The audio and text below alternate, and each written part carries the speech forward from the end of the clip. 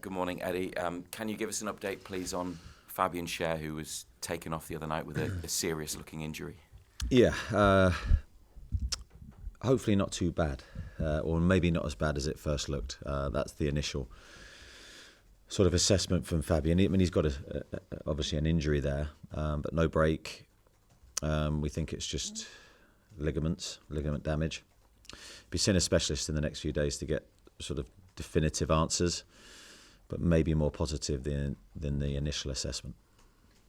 Are you concerned about the centre of defence and your available options there? Because as soon as you get players back, you've obviously lost somebody to what is still a bad injury, and you've been without Dan Burn for a while. So how do you assess the central defensive situation, and how is Dan Burn doing actually in his recovery? Yeah, it's not ideal for us. As you say, we have been stretched in that area for a while, and then we get Sven back and we lose Fabian, and Fabian's been outstanding for us, and it's a huge blow.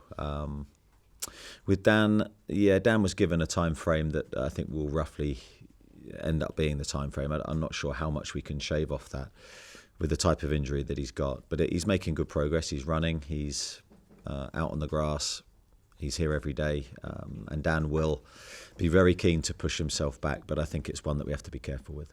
And last one, you've gone very far, all the way in the League Cup, in the FA Cup, although you had a quarter-final a couple of seasons ago and met Manchester City. You haven't quite had the run in this competition. Given everything that you've got going on at the moment, how desirable is an FA Cup run this season?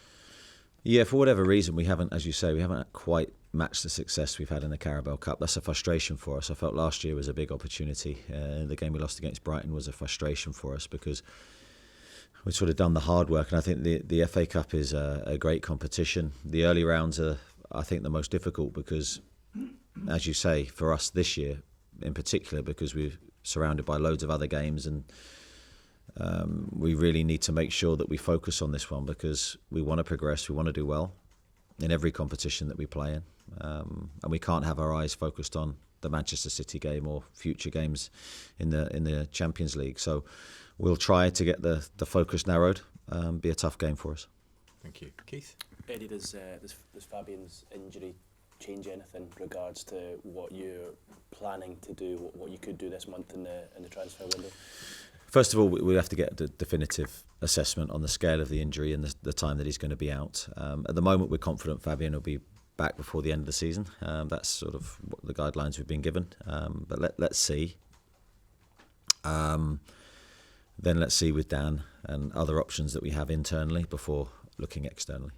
One of those options, I guess you've got, having watched the changes you made the other night, is Lewis Miley, who I think we played three positions: right back, centre midfield, then centre back. He's been great against Palace last weekend. I think it was 100% pass completion from right back.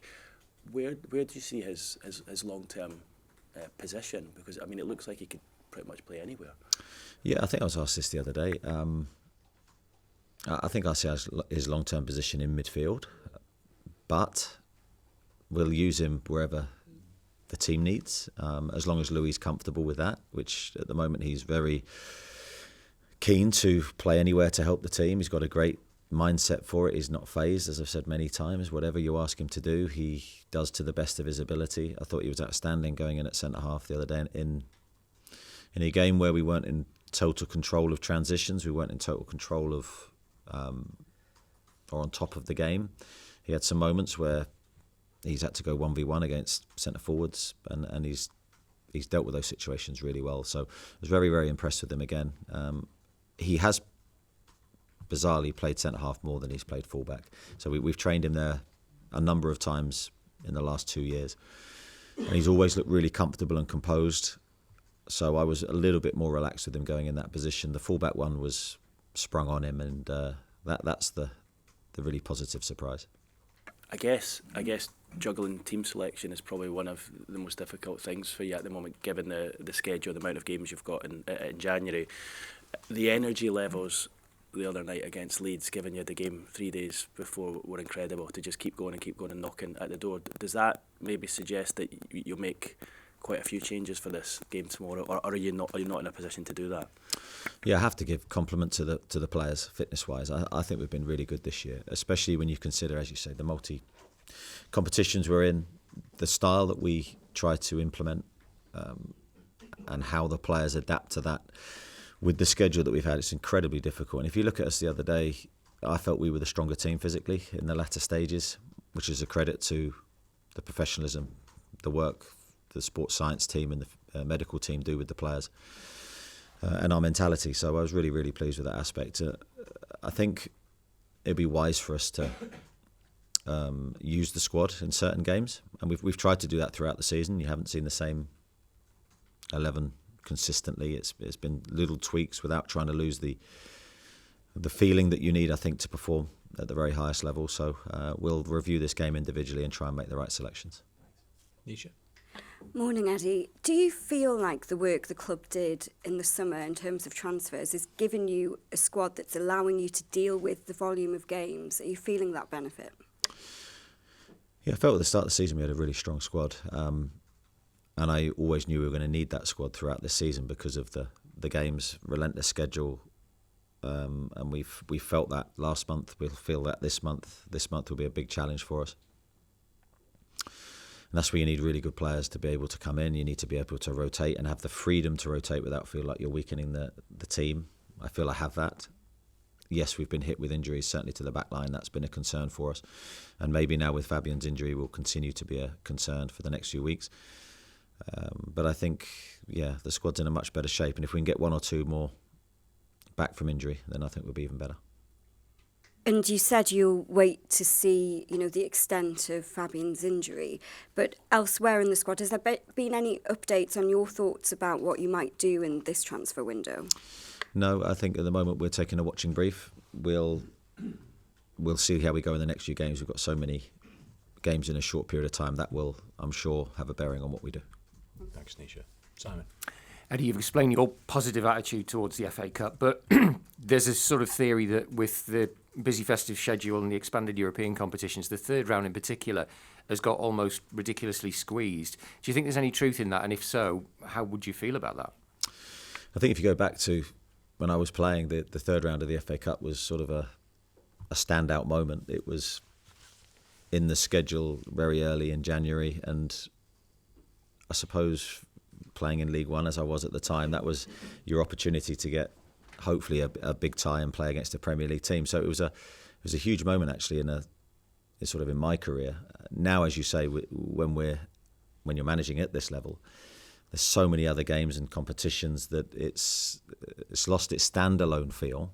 But I still feel the FA Cup is a magical competition that's never been lost on me. I've said that countless times over the years in the manager's shoes, because I still remember the FA Cups of the 80s and how important they were. They were probably the most important games in the season. So that's still there with me. And as I said, we want to experience the latter stages of the FA Cup. We want to try and go as far as we can.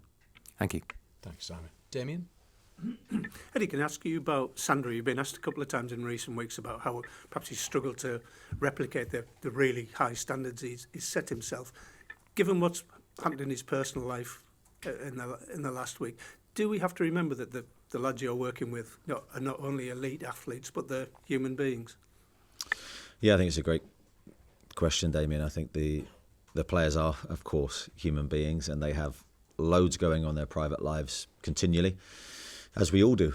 And the balance between work and private life and making sure your work's not affected by your private life is an ongoing battle for everybody. I think the lads are really professional. I think they know the importance of what they deliver on a weekend or whenever they're playing for themselves, for their families, for their careers. But occasionally, especially from my perspective, and not so much from your perspective, but from my perspective, I have to understand what's going on in their lives, and when maybe things are going on off the pitch that affect them, and I can support them and help them. And as a football club, we can support and help them in every moment of their lives, because it's not just babies and other things, and there's so much going on in daily life that can have an effect positively and negatively. Thanks, Damien. To Jordan, Lee and Scott. Tired, we've seen Malik Chow issuing an apology on social media after the Leeds game. How has he reacted to what was obviously a difficult 45 minutes for him on Wednesday? Yeah, I mean, for me, there was no need to apologise for Malik. He's been outstanding since he's come to the football club. He's been very, very consistent consistently good in his performances. Coming to a new club, I think he's been outstanding. And yeah, every player will have a moment where things don't go their way. I think he was unfortunate with the slip for the goal. I just, at half-time, felt I needed to protect him and make sure he didn't get sent off, both from his perspective and the team's perspective. But I think he's all good and he's experienced enough to put that behind him. Lee? Morning, Eddie. Just on, you've won 3 games now in a row. Is it a challenge now to make sure you don't kind of drift into the comfort zone a little bit? And just as we are here to promote the FA Cup, do you have to do your bit as well to protect the competition? Yeah, I don't feel that that will be an issue for us. I think we've been sort of searching for confidence and consistency, and I'm sure the players will feel energised and boosted by 3 wins. Certainly don't want us to feel in any way that we've can relax and can stop. The momentum for us has to continue, and that can only continue through really good mindset and character through the next games we have. We'll try and pick a very strong team while trusting the squad. I think that's my best answer to that. Then in no way will we want to do anything other than try and win the game and get through. Thank you. Scott? Hi, Eddie. You said at the back end of last month, I think it was, that recalling Matt Targett was a potential option, something you would think about. It felt like the injury situation at the back was easing, so maybe that wouldn't happen, but obviously now we know centre-half is back being an issue again. Is that something that is still on the table, and what are your current thoughts around that? All options that are available to us, we're reflecting and try and make the right call. I think with Matt, there's not just our wants and needs, there's his as well, and we have to balance both. So, let's see what happens. Thank you. Kieran? Morning. Can I just take it back to when you last played Bournemouth in September? Lewis Miley received some abuse on social media from a minority of users that day. What have you made of how he handled that and everything that's been thrown at him these past few weeks?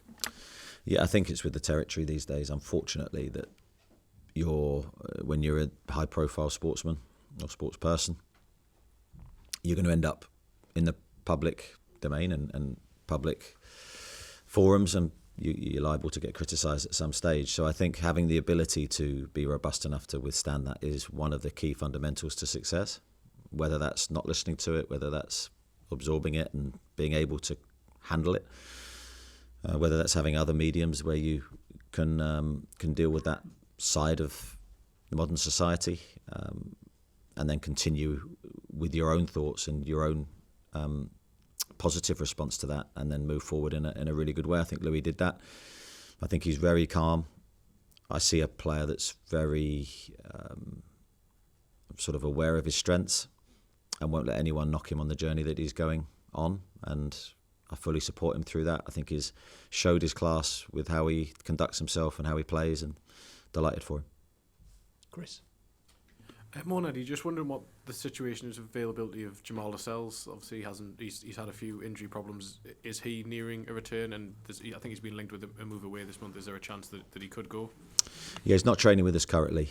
He hasn't felt well enough physically to train, good enough. I don't necessarily think that he's injured, but in the sense that he's got one big injury, I just think his body's not feeling great, so he's not training with us currently. We hope that will change in the next few weeks. But yeah, there's a possibility that he could leave as well.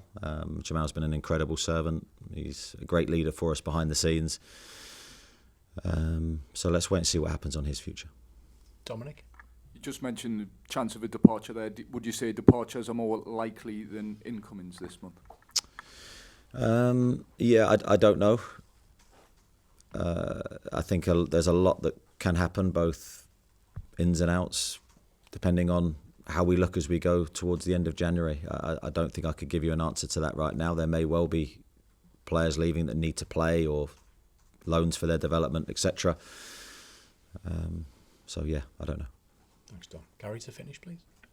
Morning, Eddie. Morning. Bit of a random one, but given the birth of this child this week on Sandro, are footballers entitled to paternity leave? And do they get it? And will he be Is he training today, and will he be available for tomorrow? I'm going to hand this one to Lee, is it? It's a I've got good no question, idea. Gary. I will need to consult our HR team. I couldn't give you an answer right now. Is Sandro available for tomorrow? That you're able to? Yeah, well, as far as I know, he is. I mean, I think it's a good point. There's certainly staff here that have had paternity leave, and it's something that we would obviously back if someone needed that. I think it's a wonderful moment in your life when you have a child, as I know, and for Sandro, it's a really exciting time. I think you can use that excitement for a real positive and to help your performance, because you see life in a totally different way once you become a father. So I'm delighted for him personally. I'd like to send congratulations to him and to his family. And we hope it's a start of another exciting chapter for him in his life.